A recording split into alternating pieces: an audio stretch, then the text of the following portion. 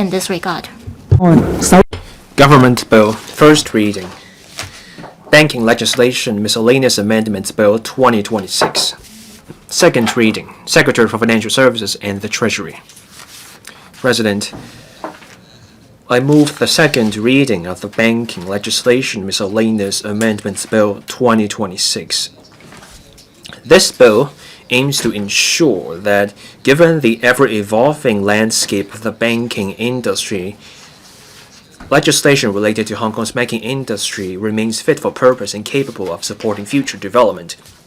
Hong Kong's banking industry has a solid foundation. It is a thriving sector. In the latest Global Financial Center Index, Hong Kong retains the third place globally and the top spot in Asia Pacific. In particular, Hong Kong comes first in banking globally.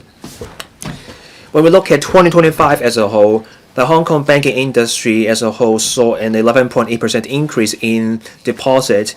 The total deposit amounted to 19.4 trillion Hong Kong dollars. Last year, for retail banks in Hong Kong, the overall pre-tax profit rose by 7.3%. This points to the robust profitability and remarkable resilience of the banking industry. For the past, the banking industry, or rather the banking ordinances or amendments were target-driven to give effect to certain international standards or to launch certain measures. Last year, with legislative support, we amended the legislation to implement a proposal about the information sharing platform between businesses for individual and corporate customers to strengthen our capacity for tackling fraud and associated money laundering. To further strengthen Hong Kong's regulatory basis and keep pace with the to make sure the regulatory regime moves with the times, we're following up on the Hong Kong Monetary Authority's banking ordinance, the HKMA's full review of the banking ordinance by proposing the current amendments.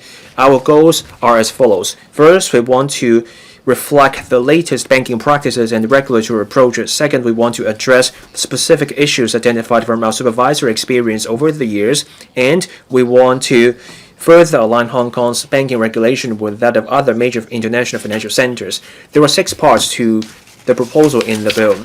Hong Kong's 3-tier banking system involving licensed banks, restricted licensed banks, and deposit-taking companies have been in place for over 40 years. Given the change in the market environment and regulatory framework, there are just 11 DTCs left. Their assets and deposits make up less than 0.1% of the banking sector. We no longer see a need to keep this tier of DTCs. That's why we propose incorporating these companies into the category of restricted licensed banks. There will be a streamlined approach. We will provide a 5-year transitional period for existing DTCs to go for this streamlined procedure to become RLBs instead, or they can cease the operation. Now, another limb to our proposal is to create a statutory regulatory regime for bank holding companies. Now, there is no direct regulatory powers under the banking ordinance for the MA to exercise. Instead, the regulatory control is exercised in an indirect way on the controllers. We propose introducing new provisions empowering the monetary authority to require the controllers of local authorized institutions to set up immediate controlling companies, and who can impose regulatory requirements such as capital and liquidity levels, risk exposure limitations, and also the appointment of chief executives and directors. We will also propose empowering the MA to take action on certain non-compliance actions by the controlling company, and this will enhance regulatory certainty and effectiveness. The proposed regulatory requirements are broadly in line with the existing conditions imposed, so there will be limited compliance impact on the sector. We also propose enhancing enforcement provisions by empowering the MA to take intermediate disciplinary actions. These provisions are now absent, so the actions can range from reprimand, pecuniary penalties, and also barring certain unsuitable executive officers from taking their posts.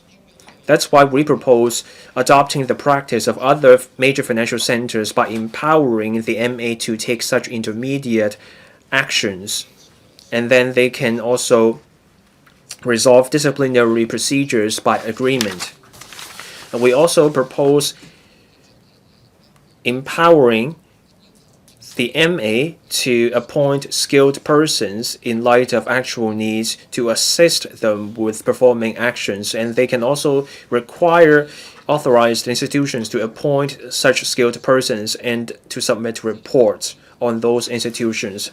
We also propose certain technical changes to the banking ordinance to enhance clarity and effectiveness. This is to also for about meeting, or rather following the latest drafting convention. We also propose other changes to other ordinances, such as the Financial Institution Resolution Ordinance and the Hong Kong Association of Banks Ordinance.